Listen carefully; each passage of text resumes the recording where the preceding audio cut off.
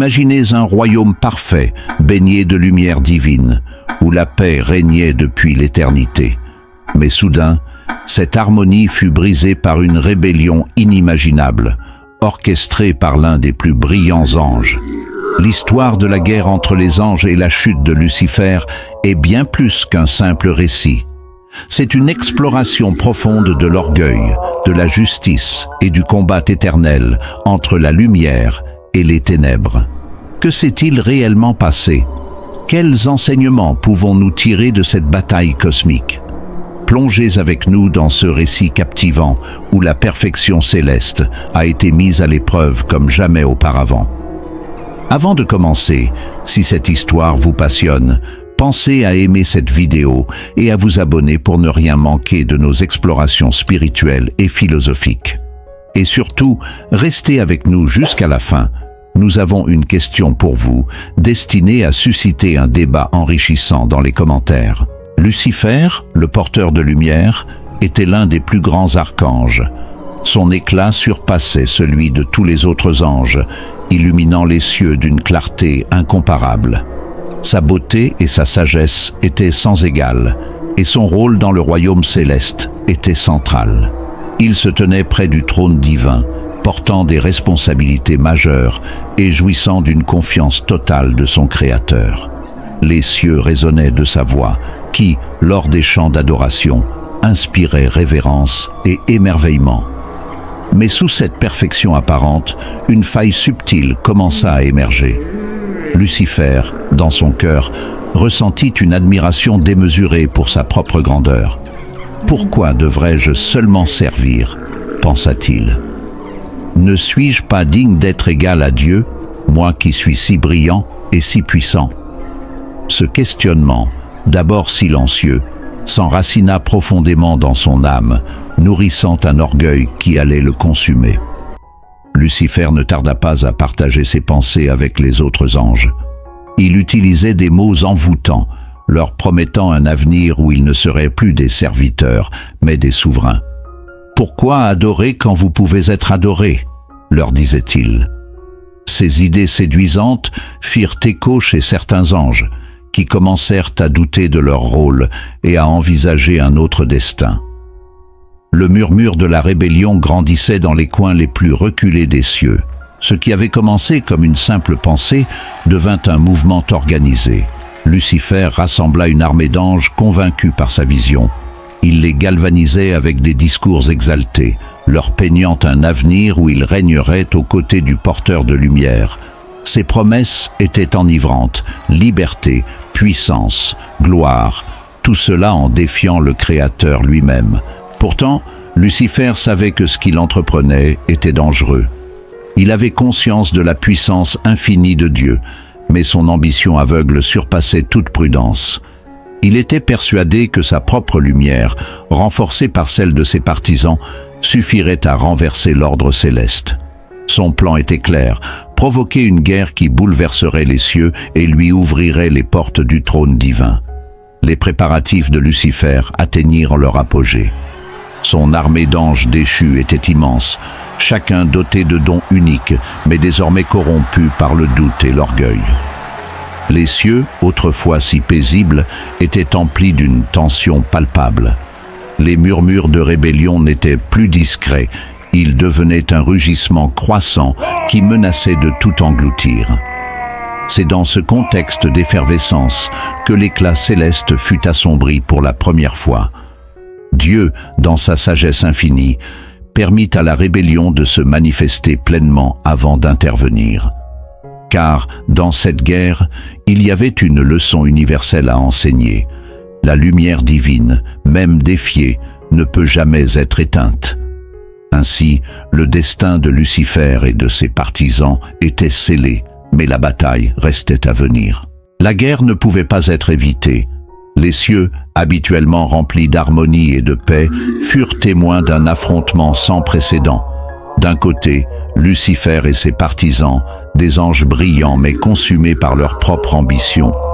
De l'autre, Michel, l'archange guerrier, leader des armées fidèles à Dieu. Les cieux furent plongés dans une agitation incroyable. Les anges qui suivaient Lucifer s'étaient rassemblés dans des rangs impressionnants, leurs énergies brillantes devenant peu à peu sombres, teintées d'une ambition destructrice.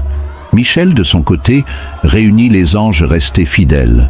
Leurs épées d'énergie divine brillaient comme des soleils, et leurs chants de guerre résonnaient comme des hymnes de justice. Le premier choc fut comme un éclair. Les deux camps se rencontrèrent avec une puissance si intense qu'elle secoua les cieux. Les étoiles vacillèrent, les constellations furent obscurcies. Chaque ange combatif déployait ses dons uniques. Certains projetaient des boucliers d'énergie pure, d'autres manipulaient la lumière pour créer des vagues d'assaut. Les partisans de Lucifer, bien qu'animés par leur orgueil, montraient une force redoutable, utilisant leur déséquilibre énergétique comme une arme. Le combat dura ce qui sembla une éternité. Les cris de défi des rebelles se mêlaient aux chants de foi des anges fidèles. Michel, au centre du conflit, brillait d'une lumière implacable. Son épée divine fendait les ombres, dispersant les forces ennemies comme des nuées. Lucifer lui-même affronta Michel dans un duel d'une intensité exceptionnelle. Leur confrontation était un spectacle à couper le souffle, une danse entre la lumière pure et les ténèbres corrompues. Lucifer, avec son intelligence stratégique et sa puissance brute, sembla un instant avoir l'avantage. Mais Michel, animé par la volonté divine, invoqua une énergie qui surpassa toute prévision. L'ultime coup fut porté lorsque Michel leva son épée et invoqua les paroles sacrées. Une lumière aveuglante déferla sur le champ de bataille, enveloppant Lucifer et ses partisans. La puissance divine était irrésistible. Les rebelles furent vaincus, leur ambition brisée par la justice inébranlable. Lucifer et ses anges, autrefois éblouissants, chutèrent comme des étoiles mourantes, précipités hors du royaume céleste. Leur descente fut un spectacle à la fois tragique et terrifiant. Tandis qu'ils tombaient, leurs cris de défi se transformèrent en hurlements de désespoir. Ce qui avait été lumière se consumait en une obscurité sans fin. Ils furent bannis dans un royaume de ténèbres profondes, un lieu désolé où la lumière divine ne brillait plus. Ce royaume, que l'on nomme les abîmes ou l'enfer, n'était pas seulement une prison. Il devint leur nouveau domaine, un reflet déformé de leur ambition et de leur orgueil. Là, Lucifer, désormais Satan, régna comme prince des ténèbres, mais son trône était fait de solitude et de regrets. Malgré son bannissement, l'orgueil de Lucifer ne s'éteignit pas. Au lieu de chercher le pardon ou la rédemption, il jura de se venger. Sa haine se tourna vers l'humanité, cette création que Dieu aimait tant. « Si je ne peux détruire Dieu, je détruirai ce qu'il chérit le plus », se dit-il. Ainsi commença une nouvelle guerre, non plus dans les cieux, mais sur la terre. Lucifer parcourut le monde, utilisant ses talents d'orateur et sa ruse pour semer le doute, la division et la corruption dans le cœur des hommes. Il devint le tentateur, le serpent dans le jardin d'Éden, l'instigateur des guerres et des conflits. Il promettait richesse, pouvoir et plaisir à ceux qui suivaient son chemin, tout en sachant que ces promesses les mèneraient à leur perte. Mais ce que Lucifer ne comprenait pas, c'était que même dans sa chute, Dieu avait un plan. Les ténèbres de Lucifer ne pouvaient jamais complètement éteindre la lumière divine. Chaque fois qu'il semait le chaos, des âmes courageuses se levaient pour défendre la justice, l'amour et la vérité. Chaque fois qu'il tentait de détruire, il inspirait à d'autres le désir de reconstruire. La chute de Lucifer n'était pas seulement une tragédie pour lui et ses anges déchus. Elle devint une leçon universelle sur les dangers de l'orgueil, l'importance de l'humilité et le pouvoir de la rédemption. Car même ceux qui tombent dans les ténèbres ont la possibilité de chercher la lumière s'ils choisissent de se tourner vers elle. Cette histoire n'est pas seulement une légende ou un mythe, elle est une invitation à explorer les profondeurs de notre humanité et de notre relation avec le divin.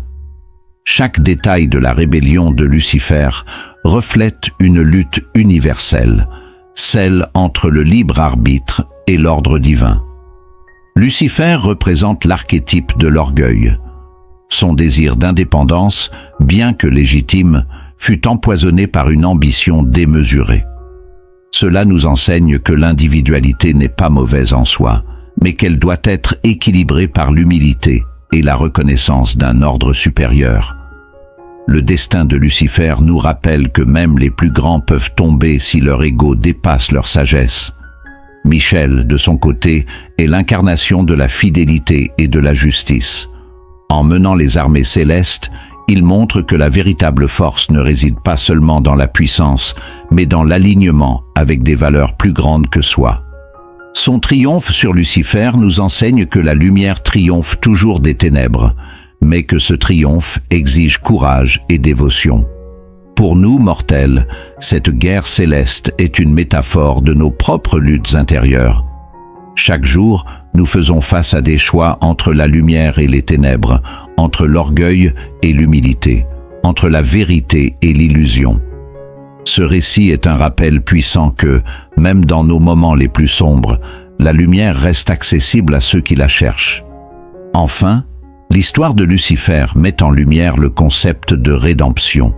Bien que Satan ait choisi de rester dans les ténèbres, le pardon divin demeure toujours une possibilité pour ceux qui le souhaitent sincèrement. Cela montre que la grâce n'a pas de limite et que chacun, à tout moment, peut revenir à la lumière. La chute de Lucifer et la guerre au ciel nous rappellent que la lumière triomphe toujours des ténèbres. Mais qu'en pensez-vous? Croyez-vous que l'orgueil peut être surpassé par l'humilité? Ou pensez-vous que certaines chutes sont irréversibles? Partagez vos réflexions dans les commentaires, car vos opinions enrichissent ce débat spirituel. Si cette vidéo vous a plu, aimez-la, abonnez-vous pour plus de contenu captivant et activez la cloche pour ne manquer aucune de nos prochaines publications. Merci d'avoir regardé et à bientôt pour d'autres explorations spirituelles.